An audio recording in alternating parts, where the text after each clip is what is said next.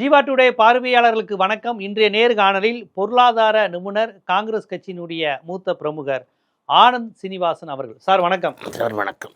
திமுகவினுடைய தேர்தல் அறிக்கையை ஒவ்வொரு முறை எல்லாரும் சொல்றது இதுதாங்க கதாநாயகன், இதுதாங்க கதாநாயகி அப்படின்னு மாறி மாறி சொல்லுவாங்க. 2006 இலவச வண்ணப்பெட்டி கொடுத்ததுலேருந்து இப்போ 8000 ரூபா கூப்பன், வீட்டிலலாம் இங்கே அதை பற்றி தான் பேசுகிறாங்க. 8000 ரூபா கூப்பன் வரப்போது, என்ன பொருள் வாங்கலாம் அப்படின்னு முதலமைச்சர் பேசுகிறாரு. தன்னுடைய தேர்தல் அறிக்கை, மக்கள் நல இந்த திட்டங்கள், இதை சொல்லி சொல்லியே திமுக வந்து ஜெயிச்சிரும், அதை நாங்கள் சொல்லி செஞ்சுருக்கோம், இப்போ வந்திருக்கோம் அப்படின்னு சொல்லுவாங்கங்கிறாங்க. இப்போ இந்த நிலையில் நீங்கள் வந்து ஒரு பொருளாதார நிபுணராக இந்த 5 ஆண்டுகளில் அதிமுக பாஜக வைக்கிற முக்கியமான விமர்சனம், எப்பா என்னப்பா கடன் எக்கச்சக்கமாக வச்சுருக்கிறாங்க, எடப்பாடியார் ஆட்சியில் இவ்வளோ கடன் இல்லை, ஸ்டாலின் ஆட்சியில் கடன் ஏகப்பட்ட கடன் வந்திருக்கு அப்படிங்கிற அந்த விமர்சனம் இருக்குது. இப்போ இவங்க நாங்கள் இன்னும் நிறைய செய்ய போகிறோங்கிறாங்க, 8000 ரூபா இது பண்ண போகிறோங்கிறாங்க. இன்னும் வந்து தோழியர் விடுதலைக்கு அடுத்த கட்டமாக வந்து குழந்தைகளை பார்த்துக்க தனி விடுதி, இப்போ பணிக்கு செல்கிற பெண்களுக்காகன்னு கூடுதலாக அப்போ அரசுக்கு வந்து வரி போடக்கூடிய நிலை தான் வரும், கடன் வாங்கக்கூடிய நிலை தான் வருங்கிற அந்த விமர்சனமும் வருது. நீங்கள் இதை எப்படி பார்க்குறீங்க? தமிழ்நாடு அரசு, திமுக அரசு இந்த நலத்திட்டங்களையும் தமிழ்நாட்டினுடைய ஒட்டுமொத்த வளர்ச்சி எப்படி பார்க்குறது? எல்லா கட்சியும் நலத்திட்டங்கள் கொடுத்துருக்காங்க. இப்போ எங்களோட எங்களோட மேனிஃபெஸ்டோ பார்த்தீங்கன்னாலே அதுலேயும் ஈக்குவலாக நலத்திட்டங்கள் இருக்குது. மாதம் மாதம் யூனிவர்சல் பேசிக் இன்கம் நாங்கள் சொல்கிறோம், மாதம் 2500 கொடுங்கன்னு. இப்போ வந்து மோடி சொல்கிறது வந்து வெறும் நிலம் யார் பேரில் இருக்கோ அவங்களுக்கு 6000 ஏதோ கொடுக்குறாரு. நாங்கள் வந்து லேண்ட்லெஸ் லேபருக்கு 6000 கொடுங்கங்கிறோம். நாங்கள் என்ன சொல்கிறோன்னா, இருக்கிற எல்லா வேலையும் சர்க்காரில் இருக்கிற எல்லா வேலையும் ஃபில் பண்ணுங்கிறோம். கோவிலோட குளத்தெல்லாம் சரி பண்ணுங்க, சீர் பண்ணுங்கிறோம். அது மாதிரி இது எங்களோட டிமாண்ட் இருக்கிறது. நீங்கள் திமுக சொன்னீங்க, நான் எந்த சொல்கிறேன். நாங்களும் ஒரு 10 கோரிக்கை, அதில் 5 வச்சுருக்கோம். இன்ஃபேக்ட் நாங்கள் ரிலீஸ் பண்ணுறச்ச ஒரு போஸ்ட் கார்டில் எங்களது வரும். இதில் என்ன நான் சொல்ல வரேன்னா, எந்த அரசாங்கமும் திட்டங்கள் கொடுத்து தான் ஆட்சிக்கு வருது. ஏன்னா மோடியே என்ன பண்ணார், பீகாரில் 10,000 ரூபா கொடுத்தாரு, எலெக்ஷன் போது 10,000 ரூபா போட்டார். அந்த லேடிஸை வந்து எலெக்ஷன் பூத்துக்குள்ளே உள்ளே விட்டார். மகாராஷ்டிராலையும் அவங்க பணம் கொடுத்து தான் வந்தாங்க லேடிஸ்க்கு. ஸோ இது எல்லா கட்சியும் பண்ணுறது தான். இப்போ அதிமுக சொல்லியிருக்கா இந்த உரிமை தொகையை நிறுத்துவோம்னு, அவங்களும் 2000 ரூபா தரேன் தான் சொல்லியிருக்காங்க. ஆனால் தொடக்கத்தில் இந்த வாக்குறுதி கொடுக்கும்போது இது எப்படி சாத்தியமாகும்னு கேட்டாங்க அவங்க. இப்போ என்ன சொல்கிறாங்க, அவங்களே தரேங்கிறாங்க. விஜய் தராமல் இருக்காரு, அவரும் தரேன்னு தானே சொல்கிறாரு. ஒரு சிலிண்டர்லாம் தரேங்கிறாரு நிறையா. ஸோ அவரும் தரேங்கிறாரு, எல்லாரும் தரேங்கிறாங்க. தரலன்னு சொல்கிறது யாரும் கிடையாது. ஸோ அப்போ சீமான்னு சொல்கிறாரு, நாம் தமிழர் தான் அவர் வரவே மாட்டார்னு அவருக்கு தெரியும். ரைட்டா? ஸோ ஆக மொத்தம் இவர் ஃப்ரிட்ஜு தரேங்கிறாரு. இவர் என்ன சொல்கிறாரு, அந்த ஃப்ரிட்ஜு காஸ்ட்டுக்கு நீங்கள் என்ன வேணாலும் வாங்கிக்கங்கிறாரு. சாய்ஸை உங்கள்கிட்ட விட்டுட்டார். ஆமாம், பொருளாக வாங்காமல் பணமாக கொடுக்குறாரு, பொருளாக கூப்பனாக கொடுக்குறாரு. கூப்பனுக்கு நீங்கள் சாமான் வாங்கிக்கணும். இப்போ நீங்கள் வந்து 15,000 ரூபாய்க்கு சாமான் வாங்குறீங்கன்னா 8000 கூப்பன் கொடுத்துட்டு 7000 எக்ஸ்ட்ரா போட்டுக்கலாம். நீங்கள் 8000க்கு தான் வாங்கணும்னு கிடையாது, 10,000க்கு தான் வாங்கணும்னு கிடையாது. அந்த கூப்பன் காசு கம்பெனி இப்போ கொண்டு போய் இதில் கொடுக்கும், எதில், கவர்மெண்ட்டுக்கு. கவர்மெண்ட்டில் அந்த காசு வாங்கிக்கும், மேலே இருக்கிற தொகையை மட்டும் நீங்கள் போட்டால் போகணும்னு. ஸோ இது வந்து ஒரு பெரிய கன்சியூமர் எலக்ட்ரானிக்ஸில் ஒரு கொண்டு வரும். நீங்கள் வந்து வீட்டு பொருளுங்கிறதால கன்சியூமர் எலக்ட்ரானிக்ஸுங்கிற fast moving consumer goods, consumer டியூரபிள்ஸும்பாங்க. இப்போ அந்த கன்சியூமர் டியூரபிள் வாங்குறச்ச ஜிஎஸ்டி வருமா வராதா? ஜிஎஸ்டி வரும். வருமா? ஜிஎஸ்டி வரும்ல. அப்போ 1,00,000 கோடி வாங்கிட்டாங்கன்னு வச்சுப்போம். இவர் 80,000 கூப்பன் கொடுக்குறாங்க. 1,20,000 ரூபாய்க்காவது வியாபாரம் நடக்கும். 40,000 கோடியாவது எக்ஸ்ட்ரா போட்டு மக்கள் வாங்குவாங்க, லோன் போட்டாவது வாங்குவான். 1,20,000 ரூபாய்க்கு எவ்வளோ ஜிஎஸ்டி ஆச்சு? சுமார் 20,000 24,000 கோடி ஜிஎஸ்டி கலெக்ஷன் ஆகிடும். ஓகே ஃபஸ்ட்டு ரவுண்டுலேயே. ம். நான் 80,000 கொடுக்குறேன், அதில் 24,000 கோடி எனக்கு எப்படி வந்துடும்? அது மாநில அரசுக்கே வந்துருமா அந்த வரி பணம்? பாதி வந்துடும்ல. ம். மீதி இருக்கிறதுல ஷேர் வரும், ம். பட் வரிங்கிறது வரும். நார்மலாக எப்படின்னா, இந்த லாபம் பண்ணுறவன் அந்த ஃபுல்லாக வீட்டுக்கு எடுத்துன்னு போக மாட்டான், அவனும் போவான். ஸோ நீங்கள் 80,000 நீங்கள் வந்து 80,000 கோடி கொடுத்தீங்கன்னா, அது 1,20,000 கோடியாக வெளில போச்சுன்னா, அது 3,60,000 கோடியாக மல்டிப்ளை ஆகும். திருப்பி ஸ்டேட் கவர்மெண்ட்டுக்கு வருது. 3,60,000 டேர்ன் ஓவராக போகும், மல்டிப்ளையர்னு சொல்லுவோம். அப்போனா 3,60,000 கோடிக்கு 18% உங்களுக்கு ஜிஎஸ்டியாகவே திரும்பி வந்துடும். இப்போ இதனால் என்ன, பல பேருக்கு வேலை கிடைக்கும், பல பேருக்கு இன்னும் கூட்டம் வரும் ஸ்டோருக்கு. அந்த ஸ்டோர்லேருந்து டெலிவரி பண்ணுறவன்லேருந்து டெமோ காட்டுறவனுக்கு வேலை வாய்ப்பு வரும். வேலை வாய்ப்பு. அவன் போய் அந்த 10,000 15,000 சம்பளம் வாங்குறவன் அந்த 15,000 சும்மா வச்சுருக்க மாட்டான், அந்த 15,000 செலவு பண்ணுவான். அது ஒரு எக்கானமிக்கு ஒரு பழக்கம் வரும். இப்போ மாதம் நீங்கள் உரிமத்தொகை 2,000 கொடுத்தா யாரும் 2,000 கையில் வச்சுக்க போகிறதில்ல, அந்த 2,000 செலவு பண்ண போகிறாங்க. செலவு பண்ணால் அந்த பழக்கத்தில் திரும்பி பணம் வரும். ஸோ ஒரு எக்கானமி நல்லா இருக்கும், ஒரு எக்கானமிக்கு ஒரு growth வரும்.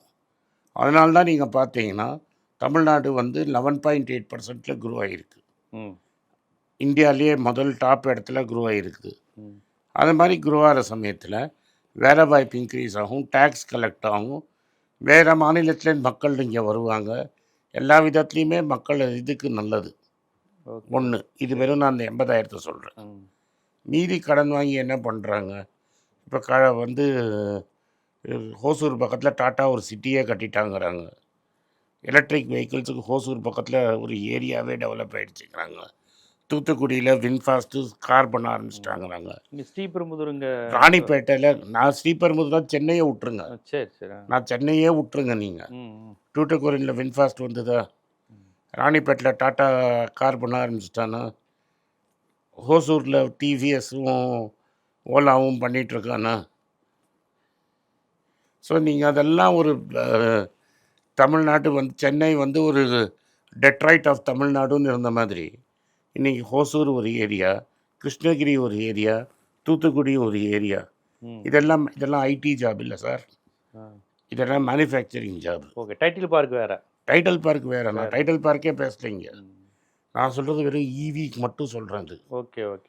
பெரம்பலூரில் வந்து ஷூ பண்ணுற கம்பெனி, நீங்கள் ஒன்றுமே பண்ணாமல் பெரம்பலூர் தர்மபுரி தான் நம்ம ஊரில் இருக்கிற மேக்ஸிமம் வந்து வறட்சி டெவலப்மெண்ட் இல்லாத ஊர். அங்கே வந்து நீங்கள் ஷூ பண்ணுறதுக்கு லேடிஸுக்கு ஒரு 50,000 பேருக்கு வேலை கொடுத்தா என்ன ஆகும்? அந்த 50,000 பேர் சம்பளத்தை எடுத்துகிட்டு போய் வீட்டில் பத்திரமா வச்சுருப்பாங்களா? அந்த ஏரியாவில் இப்போ கிராக்ஸ் பண்ணுறாங்க, அங்கே நுகர்வோராக மாறுவாங்க, பொருள் வாங்குவாங்க, சொசைட்டி டெவலப் ஆகும். இப்படி தான் வளர்ச்சி வளரும். நீங்கள் வந்து ஒரு ரிசர்வ் பேங்க் ஃபிக்ஸ் பண்ணால் வரம்புக்குள்ளே கடன் வாங்குறீங்களா இல்லைங்களா, அதுதான் கேள்வி. என் ஜிடிபி ஃபாஸ்ட்டாக க்ரோ ஆச்சுன்னா எனக்கு கடன் வாங்கிறதுக்கு ஸ்பேஸ் ஜாஸ்தி இருக்குது, அந்த கடனை வாங்கி நான் இன்வெஸ்ட் பண்ணேன்னா இன்னும் ஃபாஸ்ட்டாக க்ரோ ஆகும், இன்னும் பேருக்கு வேலை வாய்ப்பு கிடைக்கும். இப்போ பணமாக கொடுக்குற அந்த திட்டங்கள் எப்படி பார்க்குறீங்க? பணமாக போகுது இல்லை, நல்லது இல்லை. இப்போ சர்க்கார் வந்து வேஷ்டியாக கொடுத்தா அந்த வேஷ்டி வெளில போய்டுறது, கரப்ஷன் ஆகிடுச்சு, அந்த வேஷ்டியை மக்கள் விற்று காசு எடுத்துட்டானா, நான் காசாக கொடுத்துட்டா பெட்டர் இல்லை, நீ என்ன வேணுமோ செலவு பண்ணிக்க. இப்போ 2,000 எடுத்துட்டீங்கன்னு வைங்க, ஒரு கேஸ் சிலிண்டர் 1,000 ரூபாங்க, மாதத்துக்கு ஒரு கேஸ் சிலிண்டரை கொடுக்கறதுக்கு பதிலாக அந்த லேடி டிசைட் பண்ணால நான் கேஸ் சிலிண்டரை வாங்கணுமா, பருப்பு வாங்கணுமா, எண்ணெய் வாங்கணுமா, அவங்களுக்கு என்ன கூப்பன் மாதிரி தான் இதுவும், அது கூப்பன் மாதிரி தானே. இந்த பொருள் தான் கொடுக்காம நம்ம அவங்க மக்கள் சாய்ஸை உங்கள்கிட்ட விட்றேன்லண்ணா, உனக்கு என்ன தேவையோ அதை வாங்கிக்கிறேங்கிறேன்ல. இப்போ நீ இதுதான் டிவி தான் வாங்கணும்னு சொன்னாங்க ஜெயலலிதா, ஒரு சாலிடார் ஸ்கேம் வந்தது, எல்லா கட்சியிலையும் வந்திருக்கு ஸ்கேம். கரப்ஷன் வரும், பர்ச்சேஸ்லெஸ் ப்ராப்ளம் வரும், நான் உன்கிட்ட காசாக கொடுத்துட்டு நீ எதை வேணால் வாங்கிட்டு போயேன். இப்போ ஃப்ரிட்ஜுனா என்ன, 10 ஃப்ரிட்ஜுக்கான கான்ட்ராக்ட் விடுவான், அது எந்த கட்சிக்காரன்னு பார்ப்பான், யாருக்கு தெரிஞ்சவன், இப்படிலாம் விமர்சனங்கள் வரும். ஆமாம், நான் கூப்பன்னா அடித்து உங்கள் கையில் கொடுத்தா நீ போய் என்ன வேணால் வாங்கிக்க. நீ வேணா வசந்தன் கோலை வாங்கிக்க, இல்லாட்டா நீ ஜான்சனில் வாங்கிக்க, எங்கே வேணால் வாங்கிக்க. சத்யாவில் போய் வாங்கிக்க, எங்கே வேணால் போய் வாங்கிக்க. அப்போ கூடுதல் கடனை தராது, இது ஒரு இன்வெஸ்ட்மெண்ட் ஆகி கூடுதல் கடன் தான், ஆனால் இன்வெஸ்ட்மெண்ட் இல்லை, அது ஈக்குவல் ஆயிரும். ஈக்குவல் ஆகிட்டு உள்ள ஒரு பீரியட். அதனால தானே தமிழ்நாடு இப்படிலாம் வளர்ச்சி வந்திருக்குது. இல்லை இப்போ என்ன சொல்கிறாங்கன்னா, நீங்கள் இவ்வளோ செய்ய போகிறீங்க, இவ்வளோ கொடுக்க போகிறீங்க, இது ஒரு மாதிரி நீங்கள் அப்பீஸ்மெண்ட் மாதிரி செஞ்சுட்டு மக்கள்கிட்ட வரி போடுவீங்கிறான். எந்த வரி போட முடியும் நாங்களால? இப்போ ஜிஎஸ்டி நாங்கள் ஜிஎஸ்டி அடமானம் யார் வச்சது? பிஜேபிகிட்ட யார் அடமானம் வச்சாங்க? எடப்பாடி. எப்படி போய் அடமானம் வச்சாரு?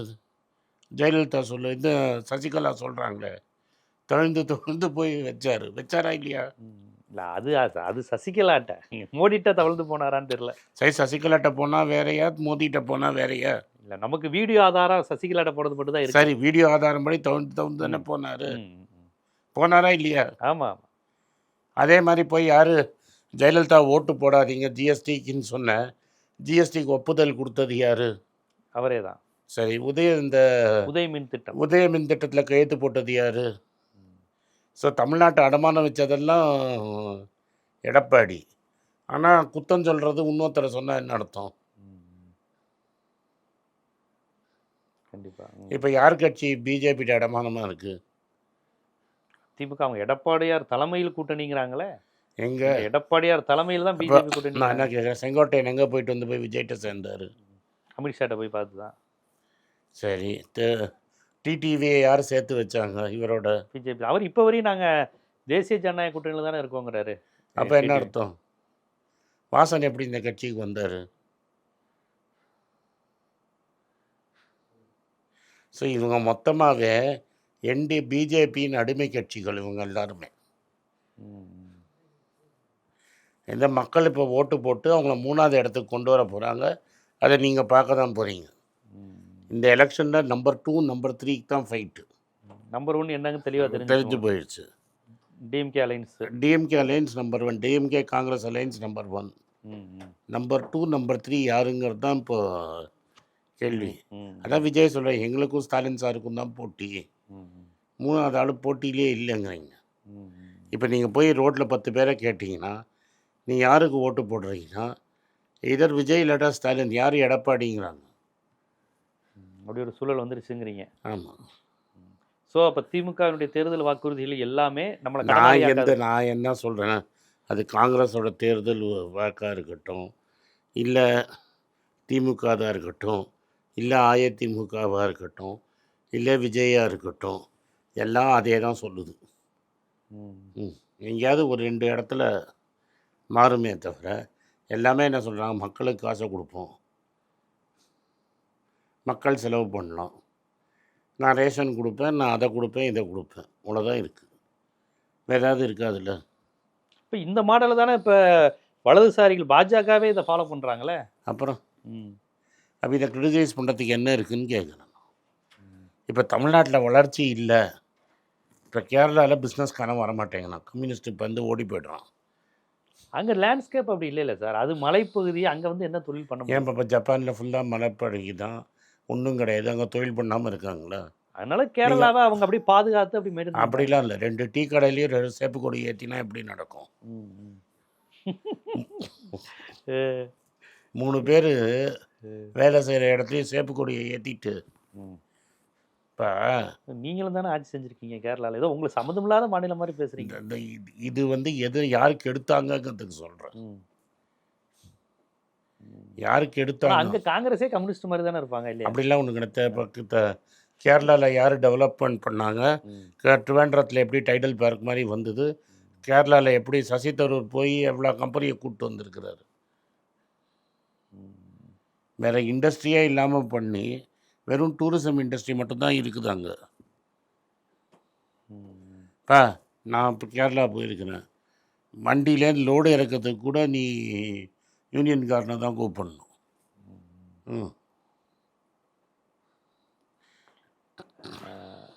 இந்த தேர்தல் வாக்குறுதிகள், இலவய திட்டங்கள், இதெல்லாம் செலவா, கடனா, வரிச்சுமையை அதிகரிக்குமா, இல்லை இதெல்லாம் மிகப்பெரிய சமூக முதலீடாகி மிகப்பெரிய இது அளவில் வந்து ஒரு மாநிலத்தின் சமூக முதலீடாகி ம். திரும்பி வருது. இன்றைக்கி வந்து நீங்கள் இவ்வளோ பேசுகிறீங்க. நொய்டாங்கிற ஊர் இருக்குது, குருகாவ்ங்கிற இடத்துல இருக்குது. அங்கே சம்பளம் போடலன்னு எல்லாம் ப்ரொட்டஸ்ட் பண்ணுறாங்க. தெருவில் வந்து அடிதடி சண்டை நடக்குது. அது மாதிரி என் தமிழ்நாட்டில் நடக்கலை. ம். எதை கேட்டாலும் ஒரு சாம்சங்கையே சொல்லிகிட்டு இருப்பாங்க. ம். ம். ம். இப்போ நீங்கள் வீடியோ பார்க்குறீங்க, நார்த் இந்தியா ரோட்டில் போலீஸு ஆளை லட்டி சார்ஜ் வச்சு அடிக்கிறான். 10,000 ரூபா சம்பளம் வாங்கிட்டு 13 மணி நேரம் வேலை வாங்குறாங்க அடிமை மாதிரி. தமிழ்நாட்டில் அது மாதிரி பண்ண முடியுமா? கண்டிப்பா. இங்க எல்லாருமே ஒரு மிடில் கிளாஸ் லைஃப் தானே வாழ்றாங்க. அதை தான் நான் எல்லாரும் சொல்ல வந்தேன். டீசென்ட்டா டிக்னிஃபைடு லைஃப் அதை வாழ்றாங்க. தான் நான் சொல்ல வந்தேன். கண்டிப்பா பார்ப்போம். மாநில அரசு திமுக கொடுத்த வாக்குறுதிகள், காங்கிரஸ் கொடுத்த தேர்தல் வாக்குறுதிகள் எந்த வகையில் நம்பும்படியாக இருக்கிறது என்பதை ஆதாரத்தோட சொல்லியிருக்கீங்க. இது அனைத்துமே இன்வெஸ்ட்மெண்ட் மக்களுக்கு திருப்பி வரப்போகுது.